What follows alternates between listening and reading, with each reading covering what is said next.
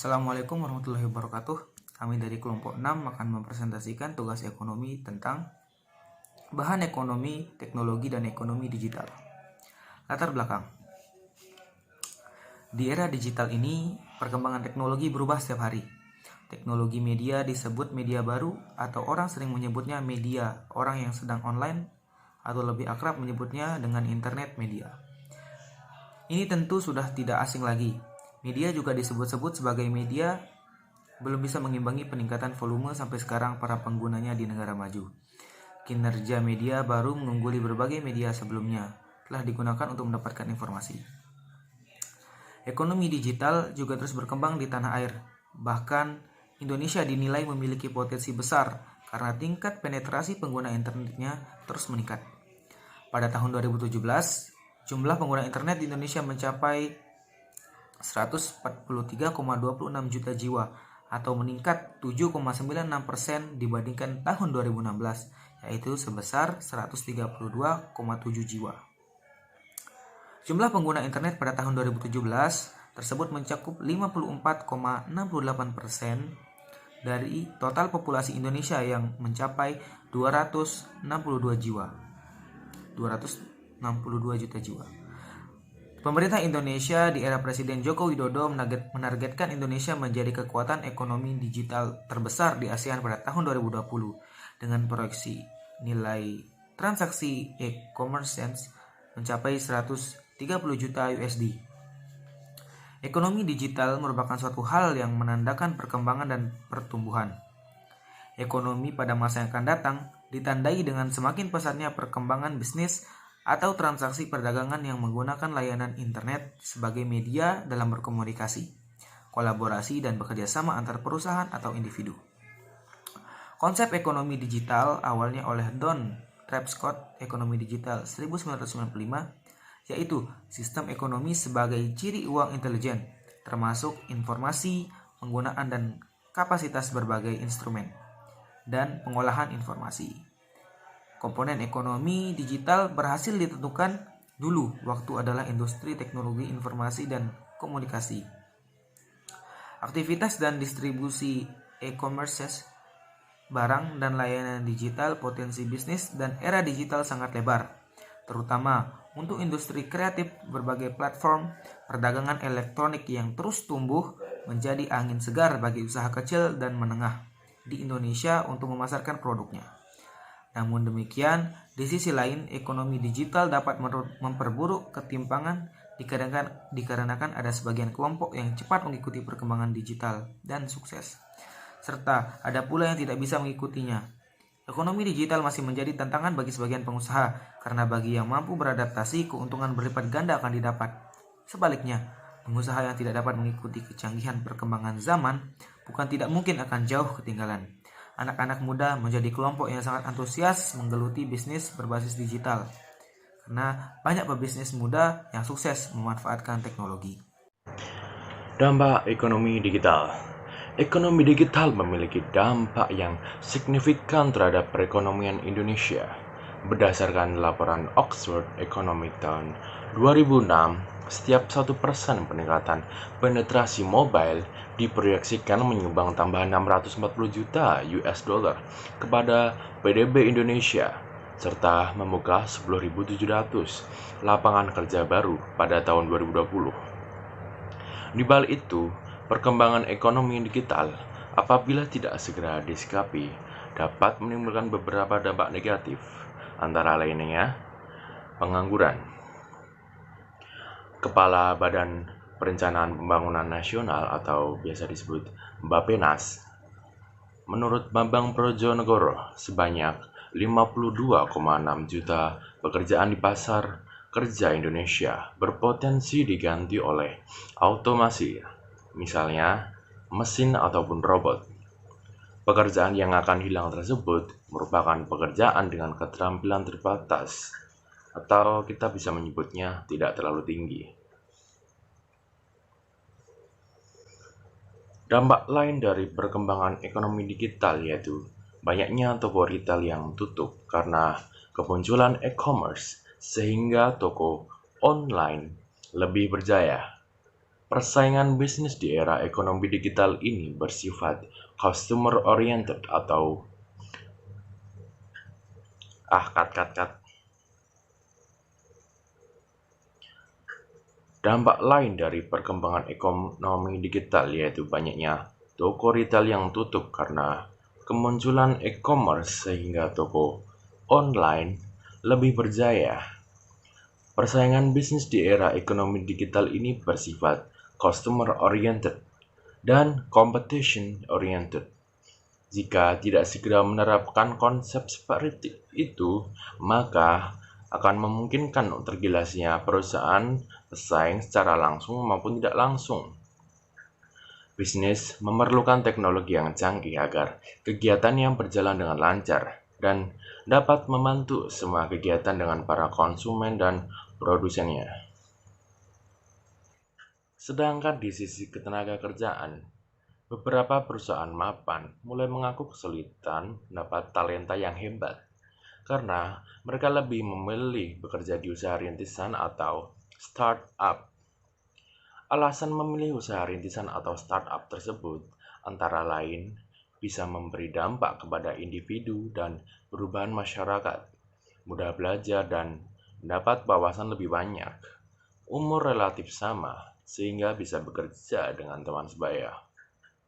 Hasil pekerjaan akan terlihat lebih cepat dan struktur organisasi tidak berhierarki sehingga mereka bisa menikmati kesetaraan.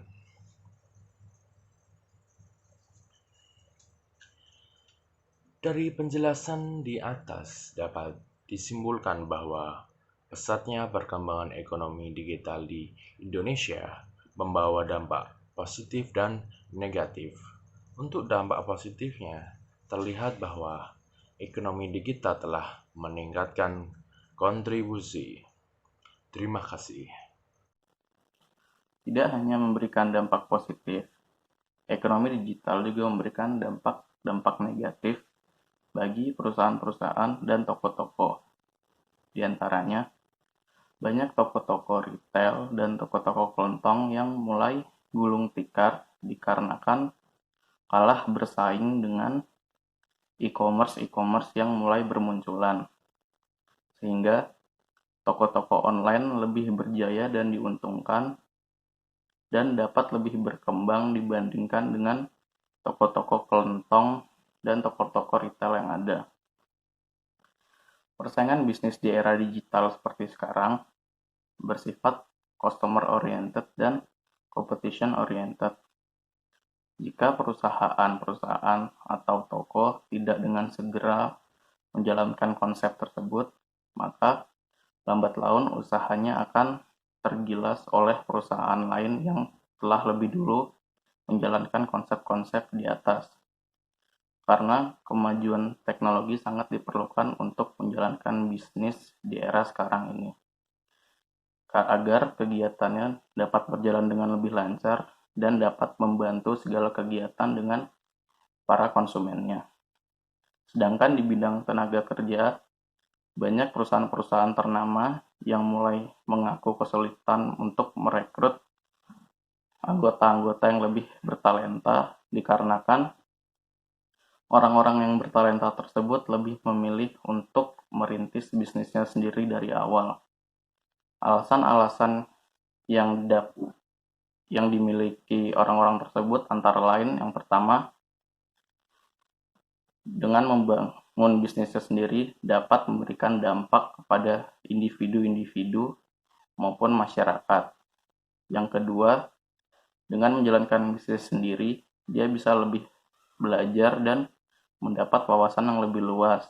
Yang ketiga, dia memilih mendirikan bisnis dengan teman sebayanya dengan umur yang relatif sama, sehingga komunikasi yang baik dapat terbentuk dalam bisnisnya, sehingga hasil dari pekerjaan tersebut lebih terlihat cepat daripada bernaung di bawah perusahaan lain. Di sini saya akan menjelaskan tentang tantangan ekonomi digital.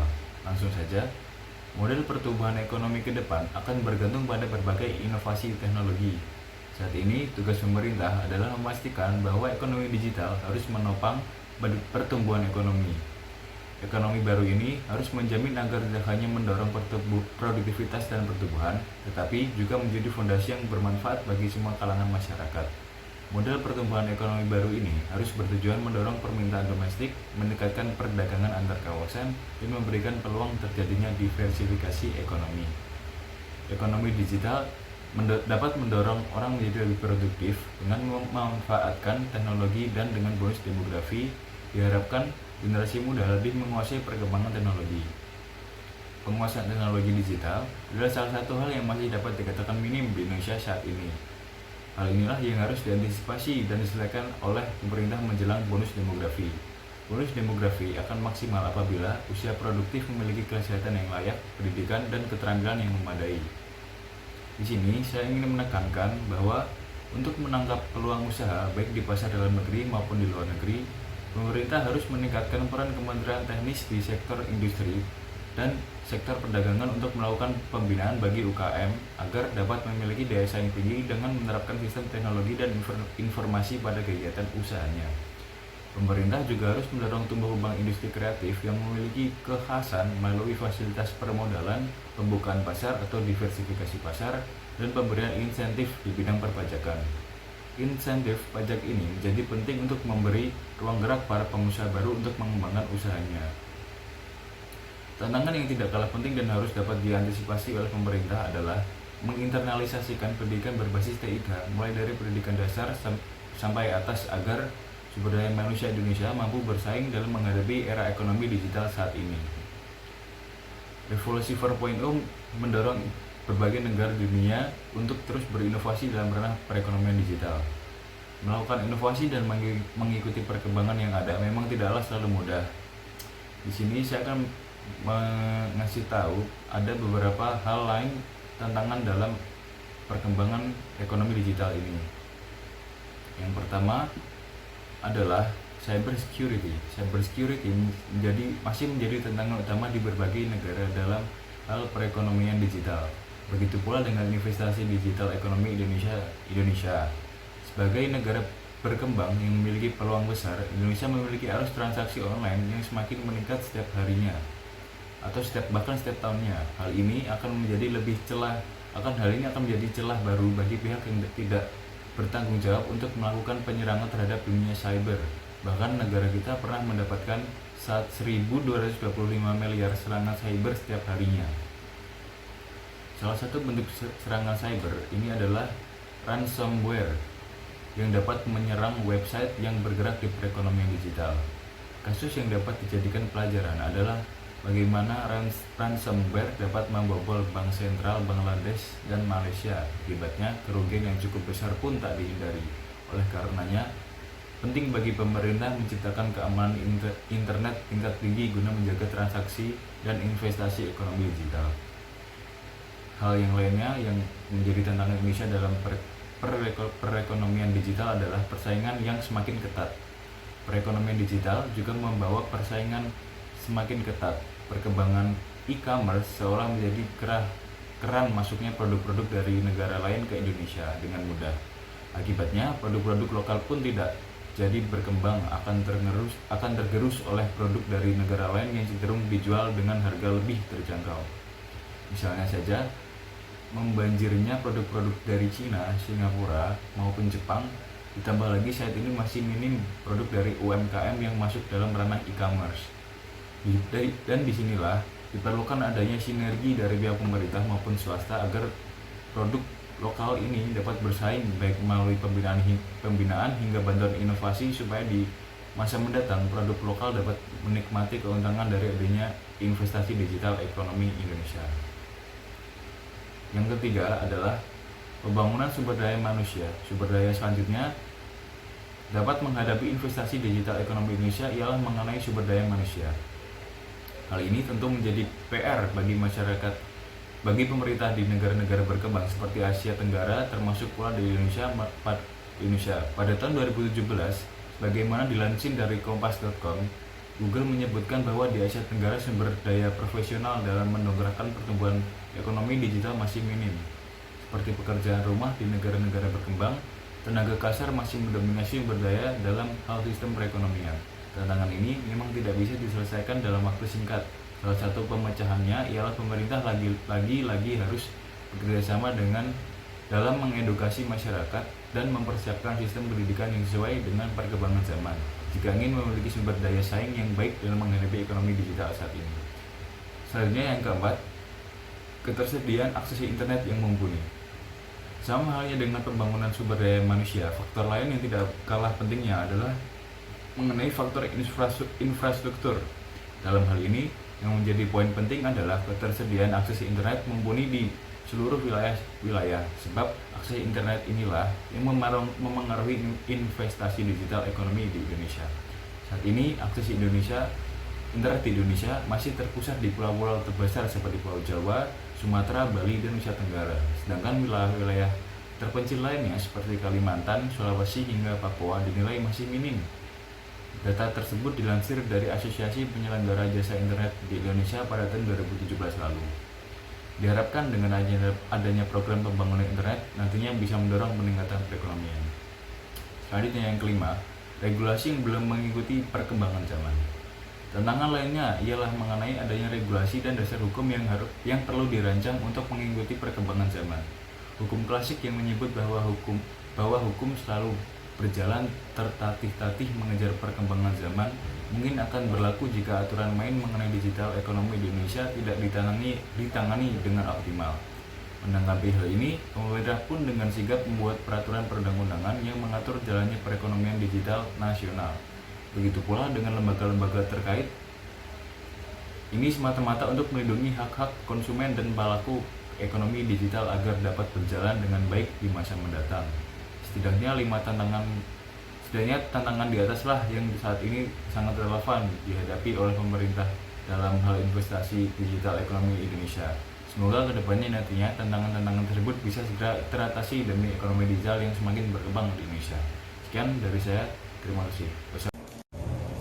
Saya akan melanjutkan presentasi dari Ifat Agil yang ini penutup. Perkembangan teknologi telah membawa perubahan yang sangat cepat dan kompetisi yang ketat.